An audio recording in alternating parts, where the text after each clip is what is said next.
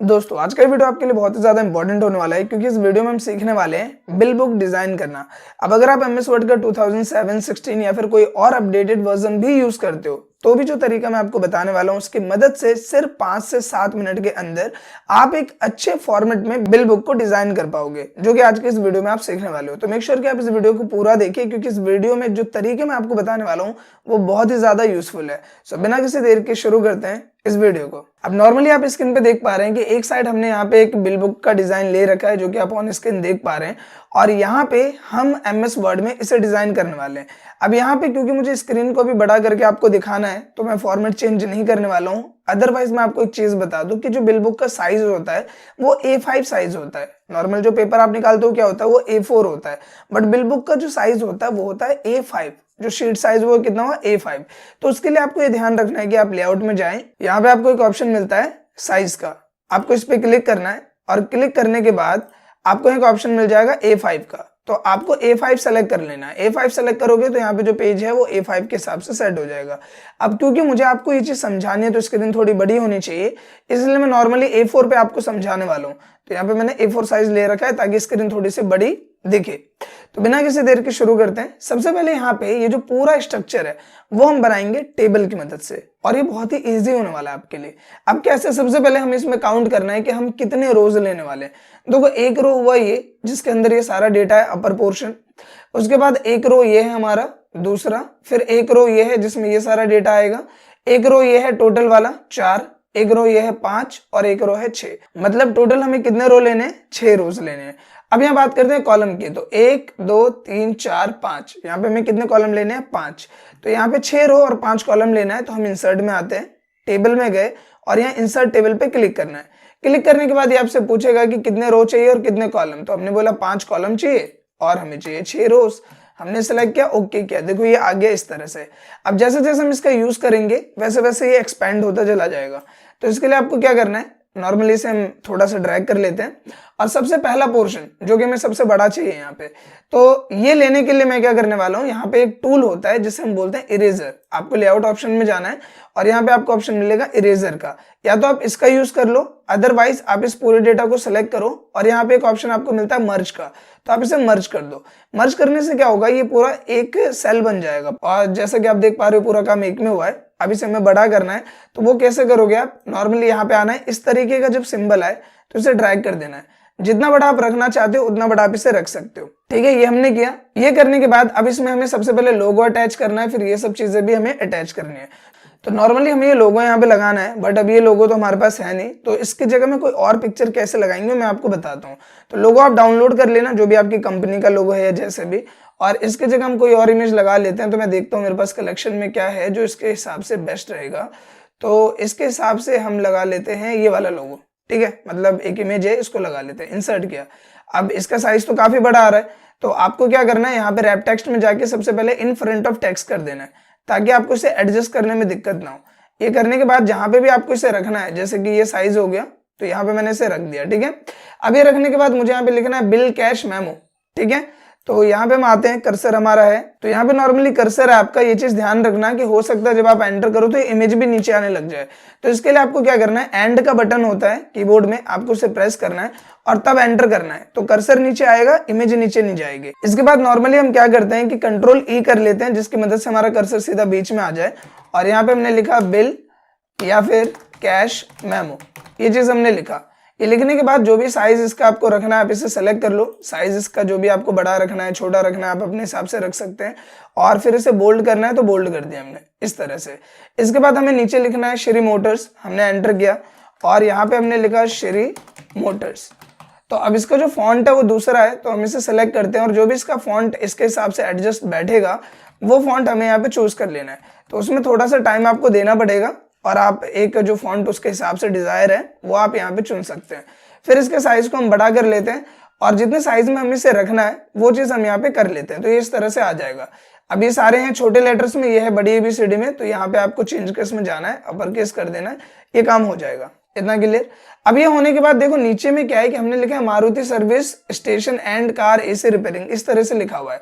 तो ये चीजें भी आप इस तरीके से यहाँ पे क्या करोगे, इंसर्ट में जाओगे और एक शेप का आपको ऑप्शन मिलता है, तो ये शेप लिया और यहाँ पे हमने इस तरीके का एक शेप ले लिया, जैसे हमें चीज बनानी है उस तरह से हमने इसे ले लिया। ये लेने के बाद आपको सिंपली क्या करना है कि इसका जो भी कलर है वो हमने ब्लैक ले लिया और इसके अंदर अब मुझे कुछ लिखना है, तो इसी के ऊपर राइट क्लिक करो और यहाँ पे ऑप्शन मिलता है ऐड टेक्स्ट का, क्लिक करना है।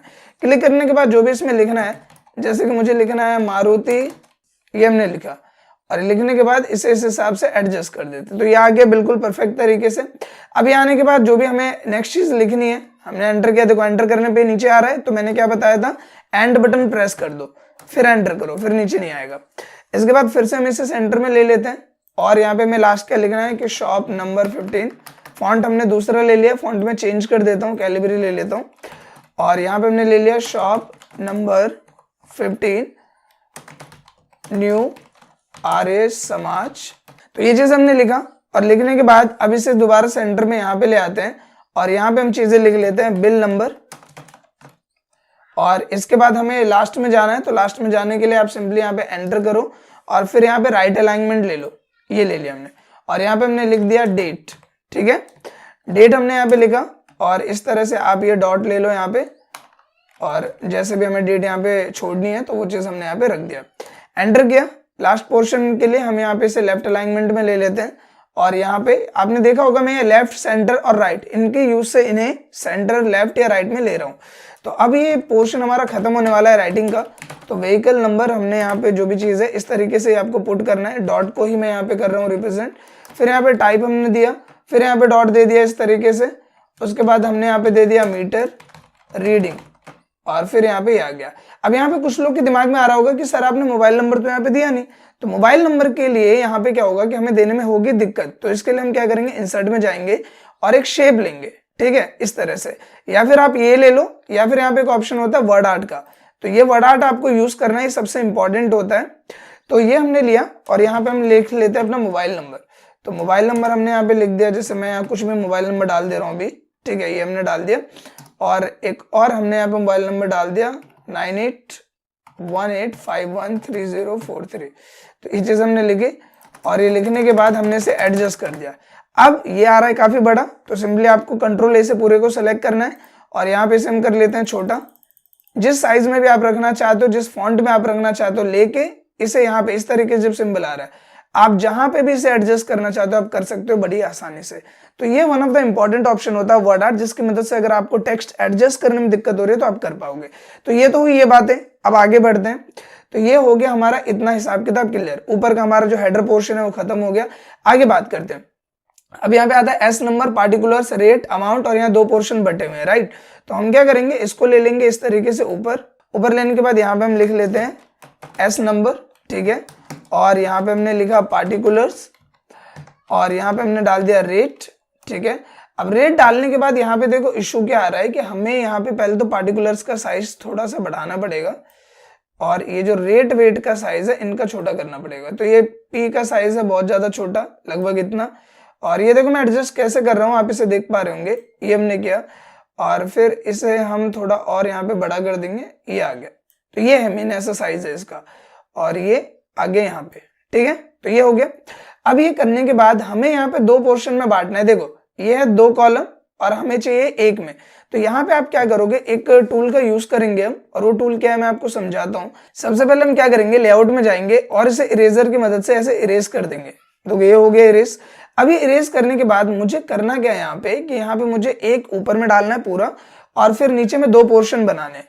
तो इसके लिए हम क्या करते हैं, इसके लिए आपको करना होता है, यहाँ पे ऑप्शन मिलता है आपको स्प्लिट सेल्स। मैंने यहाँ पे क्लिक किया, इसे क्लिक करने के बाद आप यहाँ स्प्लिट सेल में जाओगे और यहाँ पूछा नंबर ऑफ कॉलम। तो नंबर ऑफ कॉलम हमें एक ही रहने देना है, तो हमने इसे एक ही रहने दिया। और नंबर ऑफ रो हमें बढ़ाना है, तो हमने दो किया और ओके कर दिया। अब देखो ये दो पोर्शन बन गया इस तरीके से, जैसे हमें दो चाहिए। अब यहाँ पे मुझे दो पोर्शन बनाने हैं, तो दो पोर्शन बनाने इन द सेंस कि यहाँ पे क्या करना है कि हम इंसर्ट सेल में जाएंगे और यहाँ पे हमें क्या करना है कि नंबर ऑफ कॉलम हमें एक ही रहने देना है, एक ही रहेगा, सॉरी नंबर ऑफ कॉलम जो वो हमें दो करने हैं इसमें और रो एक ही रहेगा। तो हमने ओके कर दिया। अब देखो पोर्शन बन गया जैसा हमें चाहिए था।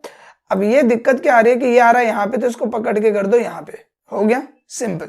इस तरीके से आप स्प्लिट सेल का यूज करके इस तरीके का फॉर्मेट यहाँ पे बना सकते हो। तो ये हुआ, यहाँ पे हम लिख देते हैं अपनी जो भी चीजें।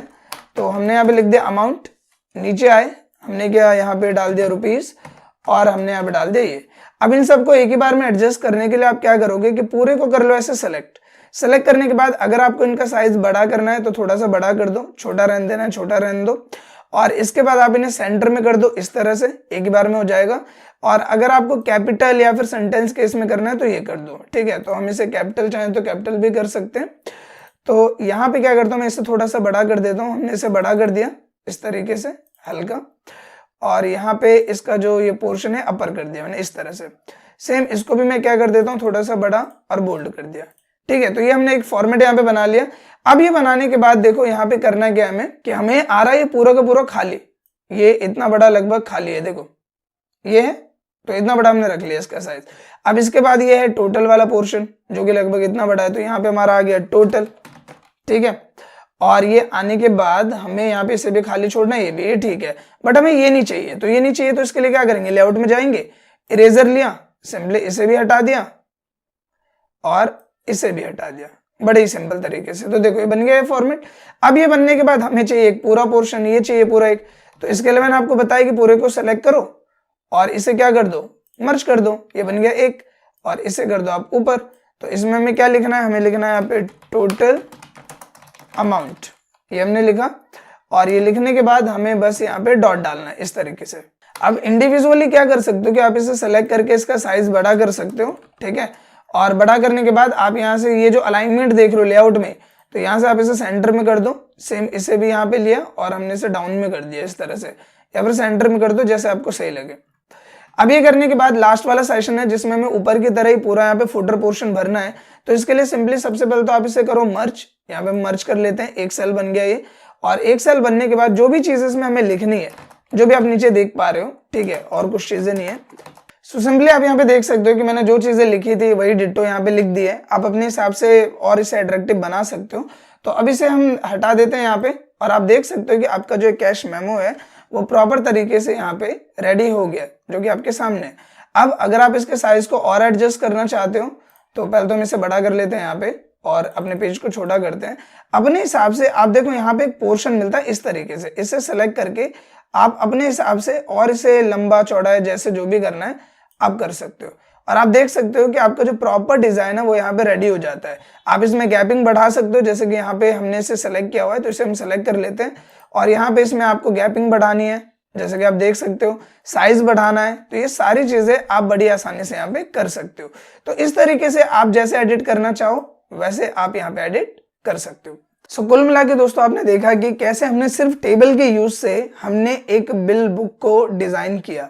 अब क्योंकि मैं आपको बता रहा था और बोल बोल के इसे कर रहा था इसलिए थोड़ा टाइम लगा, अदरवाइज अगर आपकी प्रैक्टिस है तो आप मात्र 5 मिनट में इसे डिजाइन कर सकते हो। सो आई होप कि दोस्तों ये जो बिल बुक का ट्यूटोरियल था वो आपको समझ में आया हो और ये वीडियो आपको अच्छा लगा हो। तो मेक श्योर कि आप इस वीडियो को लाइक करें, शेयर करें, साथ ही कमेंट करके अपना फीडबैक जरूर दें। Thank you.